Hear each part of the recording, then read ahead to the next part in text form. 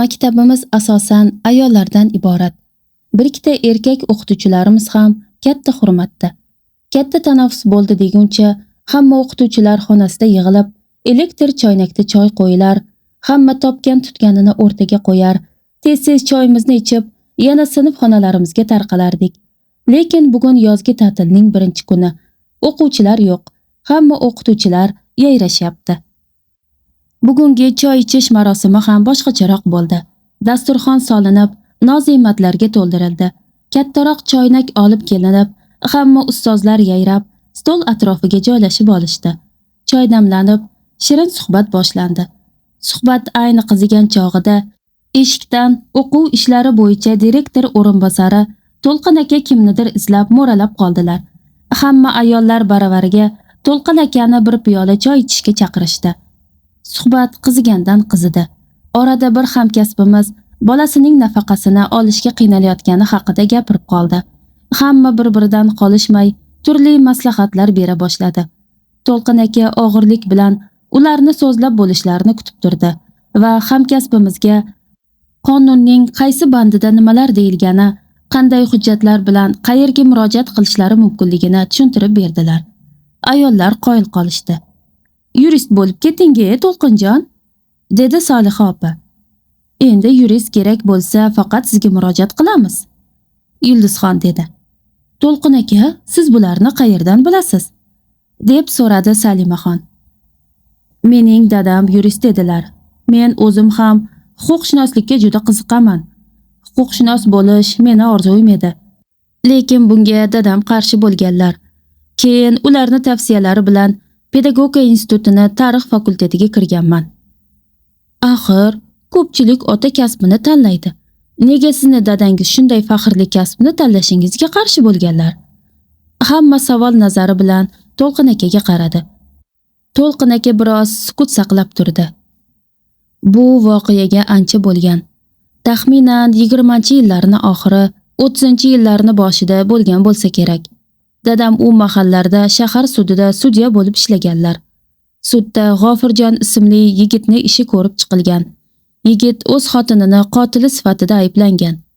Yigit yangi uylangan bo'lib, xotini bilan juda ahil yashashar ekan. Xotini katta zargarni yolg'iz qizi bo'lib, erka bo'lib o'sgan ekan. Uning husni malohatiga hatto ayollar ham mahliyo bo'lishgan ekan. Lekin qaynona o'g'lini rashk qilib, keliniga kun bermas ekan.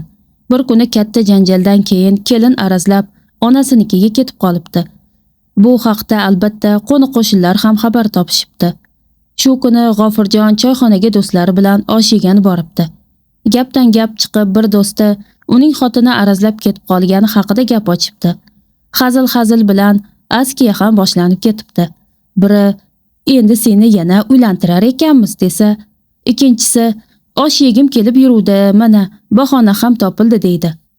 Uchinchisi "Agar meni xotinim ketib qolsa, o'sha zahoti uylanib olardim" deb kerosin separdi. Hammadan ham Zokir tajangni so'zlari o'tib tushdi. Xotinlar erini bir chaqaga ham olmasa, shunaqa qilib eshikni tepib chiqib ketaveradi. Keyin onasinikida ham dam olib kelib, yana indamay hech narsa bo'lmaganday yashayveradi. So'tak erlari ham xotiniga qullik qilib, oyog'ini o'pib yashab ketaveradi. Meni xotinim mendan zir titraydi. Ko'cha eshikka hatto yaqinlashmaydi. Men unga aytganman. Ostonadan xatlab chiqqan kuni kallasi sapchiday uziladi. Zokir tajang etigini qo'njidan uzun pichoqni olib, sopidan chiqarib hammaga ko'rsatdi. "Mana bu pichoqni men har kuni unga ko'rsatib turaman. Agar kerak bo'lsa, unga tarbiya bergan enasini ham harom itni so'yganday so'yib tashlayman. Xotinim ham buni yaxshi biladi. G'iring demay yashaydi shuncha yildan beri." Davradagilar jimib qolishdi. Ular bilishardi Zokir tajangning fe'lini. Uning otasi ham zolim er bo'lgan edi. Ikkita xotini erini tepkilardan yoshgina olamdan o'tib ketishgan edi. Zokir tajang ham otasidan qolishmaydigan zolimlardan edi. Uning so'zlari G'ofirjonni izzat nafsiga tegdi. Yigitlar oldida uni yer qilishlariga indamay tura olmasdi. G'ofirjon ham yonidan otasi usti pichoqqa yasatirib bergan, soplariga qimmat rang-barang toshlar terdirilgan pichog'ini chiqardi. "Men ham indamay qarab turmayman. g'iring deb ko'rsin, enasini Uchqo'rg'ondan ko'rsataman. Hali meni sovunimga kir yumabdi. Hoziroq borib jazosini beraman. O'ldiraman bachchag'arni. G'ofurjon qo'lida pichog'i bilan o'rnidan sapchib turdi. Bir-ikki do'stini hay-haylashiga qaramay ko'chaga otilib chiqib ketdi. Ko'chadagilar uning vajohatini ko'rib, undan chetlashdilar. G'ofurjon nega odamlar unga hadiksirab qarayotganlarini boshida tushunmay turgan edi. Keyin qo'lidagi pichog'iga ko'zi tushib, uni sopiga solib belbog'iga tiqib qo'ydi. Bir-ikki mahalla o'tgach, G'ofurjon asta o'zini bosib oldi. Gapirgan gaplariga o'zi achindi. Xotinini qanday sevishini yolg'iz o'zi-yu Xudo biladi. Zokir tajang sevgi nimaligini qayerdan bilsin? Keyin uning xotinlari G'ofurjonni Zulayxosiga ikki dunyoda ham tenglasha olmaydi. Nima bo'lganda ham xotinini qaytarish kerak. G'ofurjon butun qalbi bilan sezib turibdi. Xotini uni sevadi, uni kutyapti. Hatto bugun ko'rgan tushida ham ayon bo'ldi. Zulayxo uni rosa chaqirdi. G'ofurjon unga qarab intildi. Lekin ko'rinmas to'siq hech yo'l bermadi. Bugun esa hech kim unga to'sqinlik qila olmaydi. Shu o'ylar bilan G'ofurjon qaynotasining yog'och o'ymakor darvozasi oldiga kelib qolganini sezmay qoldi. Darvoza halqasini qo'li bilan ushlab taqillatmoqchi bo'ldi-yu, yana ikkilanib to'xtab qoldi. Nima deydi? Onamni kechiring, fe'li chatoq deydimi? Qaytib kelsa yana o'sha hayoti davom etaveradi. Onam hayot ekan, baribir xotinimga kun bermaydi deydimi? Ular hali onasi kundoshini qay kunlarga solganini bilishmaydi. Otasi ham o'lib qutuldi. Kichik oyisi qochib qutuldi. G'ofurjon esa o'jar onasiga gapini o'tkaza olmay halak. Qaynotasi ham qizini xafa qildirib qo'yadiganlardan emas. G'ofurjonni boshi qotdi. Bir og'iz bo'lsa ham Zulayxosi bilan gaplashgisi keldi. Eshikni baribir erkak odam ochadi. Ayolimni chaqirib bering deya olmaydi. Nima qilish kerak? G'ofurjon birdan xayoliga kelgan fikrdan quvonib ketdi. Albatta, nega ilgariroq xayoliga kelmagan ekan? Qaynotasini ichkari hovlisini, orqasi katta bog', devorlari pastgina. Shu devordan oshib tushsa, bog' ichida sevgilisini kutadi. Baribir hovliga chiqadi-ku axir. Keyin uni asta chaqirib gaplashib oladi. G'ofurjon qadamini tezlatib, orqa mahalla tarafga yurib ketdi. Bir zumda o'zi ko'zlagan yerga yetdi. U yoq bu yoqqa qaradi. Ko'cha zim-ziyo, tiq etgan ovoz yo'q. U sekin paxsa devordan oshib boqqa tushdi. Mo'ljal olib, bog' oralab, hovli tomonga tusmollab yura boshladi. Uzoqdan miltillagan chiroqni ko'rib, o'sha yoqqa qarab yurdi. Hovliga yaqinlashganida bog'langan it hura boshladi. G'ofurjon cho'chib, bog'ni boshqa burchagiga qarab yurdi. Anjir daraxtini orqasiga o'tib, uyni kuzata boshladi. Uydan ayol kishini chiqib kelayotganini ko'rib, yuragi gup-gup ura boshladi. Zulayxomikin? Lekin qorong'ida ayolni yuzini ko'rib bo'lmadi. Ayol taqinchoqlarini shiqirlatib, asta ochiq ayvonga chiqdi. Uning uflaganini G'ofurjon aniq eshitdi. "Jim bo'l, qoplon", dedi ayol. Bu ovoz aniq Zulayxoniki edi. "Zulayxo", pichirlab uni chaqirdi G'ofurjon. Zulayxo kovushini kiyib, hovlini o'rtasiga chiqdi. Hovlini o'rtasiga kelgach, boshini ko'tarib oyga qaradi. Oy nurida uning oydek jamoli ko'rindi. Bu G'ofurjonning suyuklisi Zulayxo edi. "Zulayxo", yanada ovozini balandlab chaqirdi G'ofurjon. Xotini shubhalanib, ovoz chiqqan tarafga qaradi. "Bu menman, G'ofurjon. Beriroq kel, dadang qo'rib qolmasin." "G'ofurjon aka?" "Ha, bu menman." Zulayxo qadamini tezlatib, G'ofurjonning ovozi kelgan tomonga yetib keldi. G'ofurjon xotinini quchib oldi. Zulayxo sevimli erining bag'rida piq-piq yig'lay boshladi. "Nima bo'ldi, erkatoyim?" "Sizni sog'inib ketdim." "Nega bo'lmasa ketib qolding?" "Men sizdan emas, onangizdan ketib qoldim." "Lekin seni ering menman-ku. Men qayerda bo'lsam, sen ham o'sha yerda bo'lishing kerak."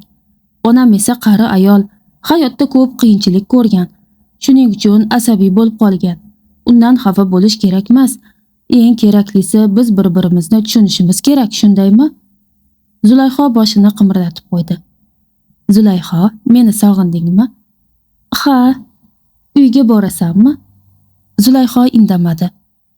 Zulayho, asalim, men juda qiynalib ketdim. Bir yoqda sen, bir yoqda onam. Onamni tashlab keta olmayman. Seni ham hech kimga berib qo'ymayman. Unday bo'lsa dadam bilan gaplashing. Dadam aytdilar, xotin kerak bo'lsa ering qaytib keladi. Eringga aytadigan gaplarim bor dedilar. G'ofurjon qaynotasi nimalar deyishini taxminan biladi. Xotini nima istashini ham, lekin onasiga bas kela olmasa nima qilsin? Keyin boshini egib qaynotasining oldiga kelib, xotinimni olib ketgani keldim desa, bu haqda albatta butun mahalla biladi. Keyin bunday sharmandagarchilikdan ko'chaga ham chiqolmay qoladi. Ayniqsa Zokir tajang deganlari ko'zini ochirmay qo'yadi. Unisi ham mayli, erkak emasga chiqarib qo'yadi. G'ofurjonni boshi qotdi. Zulayho, yolg'izim. Meni faqat sen tushunasan. Onamni fe'li o'zingga ma'lum. Agar kelib dadang bilan gaplashsam, bundan albatta onam xabar topadilar. Keyin senga ham, menga ham kun bermay qo'yadilar. Keyin erkakchilikka ham to'g'ri kelmaydi xotiniga yalinish. Asalim, menga sendan bo'lak hech kim kerakmas. Umrim bo'yi seni boshimda ko'tarib yashayman. Faqat uyga qayt. Onamga o'zim nasihat qilib qo'yaman. Hammasi yaxshi bo'ladi. Biz baxtli bo'lamiz. Ko'p farzandlarimiz bo'ladi. Ularni senga o'xshashlarini juda istayman. Zulayho, rozimisan? Zulayho o'ylanib qoldi. Kuni kecha dugonasi turmushga chiqqan edi. Kuyov yoshi 60 dan oshgan, patak soqol, xunuk chol ekan. Go'shangida erini ko'rib, dugonasini mazasi qochib qolibdi. Kuyov taraf kelin kasalvon ekan deb gap tarqatishibdi. Kelin bechora yangasiga meni tashlab ketmanglar, olib ketinglar, men undan qo'rqaman deb rosa yolvoribdi. Yangasi yig'lay-yig'lay qiz bechorani tashlab ketibdi. Uyda dardini kimga aytishni bilmay, bularnikiga bahona qilib chiqib, dardini aytib ketdi. Ketganidan keyin onasini ko'zidagi yoshini ko'rib, Zulayho onasini o'tmoqchi bo'ldi. Onasi xomushlik bilan Alloh sabr bersin deb qo'ydi. Tushligini ham yemadi. Rahmatli singlisi esiga tushib ketdi. Bechora xolasini ham 15 yoshida bir cholga uzatishgan. Bechora ham kundosh azobida, ham cholning fe'riga qarab 30 yoshga kirmay sil bo'lib olamdan o'tgan ekan. Zulayho qo'rqib ketdi. Agar jannatdan chiqqan g'ilmonlarday chiroyli shu eriga qaytib bormasa, uni ham bir cholga uzatib yuborsa, keyin ming afsus qilsa ham foydasi bo'lmaydi. G'ofurjon akasi buni ustiga uni juda sevadi. Ustinga xotin olmayman deb so'z bergan. Bitta johil qaynonasini deb shunday erdan voz kechish noshukrlik bo'ladi. Baxtidan osonlikcha voz kechadigan ahmoq yo'q. Zulayho baxti uchun kurashadi. Kampir esa qo'lidan kelganini qilsin. Begim, men hozir uydagilarga aytaman. Birga uyga qaytamiz. G'ofurjon kulib yubordi. O'zimning novatim, hozir birga keta olmaymiz. Men choyxonaga ketyapman deb uydan chiqib ketganman. Agar oyim bu yerga kelganimni bilsalar, ikkimizga ham kun bermaydilar. Yaxshisi ertaga bomdoddan so'ng dadang biznikiga tashlab ketsinlar. Men do'konga chiqmay seni kutib o'tiraman. Oyim bilan bugunoq o'zim gaplashib qo'yaman. O'zlari ham o'choq va samovarlar bilan rosa tinkalari quridi. O'choq boshingni o'zingga topshiramiz.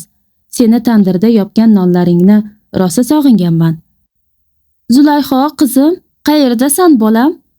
Ichkaridan onasining ovozi eshitildi. Anjir yegim keldi, oyijon. Ke bolam, kech bo'ldi, yotamiz. Anjiringni ertaga yersan? Hozir, oyijon. Yoshlar bir-birlariga tikilib qolishdi. Ikkisining ham bir-biridan ayrilgisi yo'q edi. Ertagacha xayr, Zulayhoyim. Yaxshi yotib turing, begim. Ertaga kech qolmay kel, yana sog'inib qolmay. Qushday uchib boraman, sog'inib qolishga ulgurmaysiz.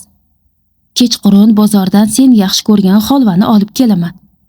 Ko'proq olib keling, qancha bo'lsa ham yeb qo'yaman. Undan ham shirin bo'lib ketarkansan-da. Zulayho, hozir. G'ofurjon Zulayxoni peshonasidan mehr bilan o'pdi. Ular istamay ayrilishdi. G'ofurjon asta orqasiga chekinib, bog' ichida ko'zdan yo'qoldi. Zulayho yuragi uzilib, uning orqasidan qarab qoldi. Esim qursin. Erimni belbog'inimi, do'ppisinimi olib qolsam bo'larkan. Ertalab kecha hidlarini to'yib hidlardim. Ko'zlarimga surtardim. Baxtimdan aylanay.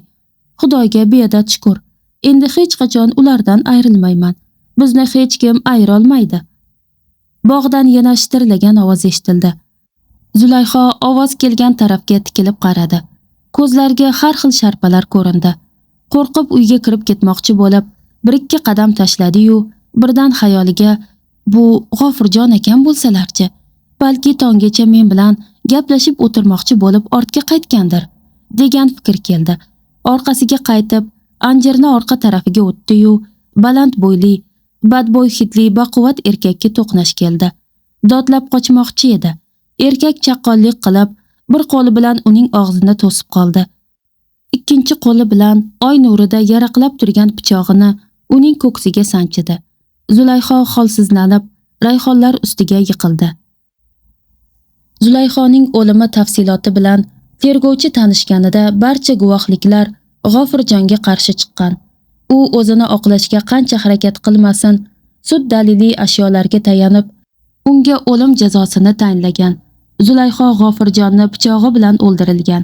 Choyxonadan chiqib ketayotganida G'ofurjon xotinini o'ldirishga qasd qilgani haqida 17 kishi guvohlik bergan. Faqat Zulayhodan yechib olingan qimmatbaho zeb-u ziynatlar topilmagan. Lekin bu tergov ishida arzimas narsa edi. Eng keraklisi qotil ma'lum edi. Mening dadam barcha guvohlarning guvohliklariga va daliliy ashyolarga tayanib jazo tayinlaganlar. Lekin oradan 7-8 yil o'tgach, Zulayhoning dadasi tanish zargarnikida qizining taqinchoqlarini tanib qoladi. Zargar bu zeb-u ziynatlarni unga bir kishi sotish uchun tashlab ketganini aytadi. Ular darhol militsiyaga xabar berishadi.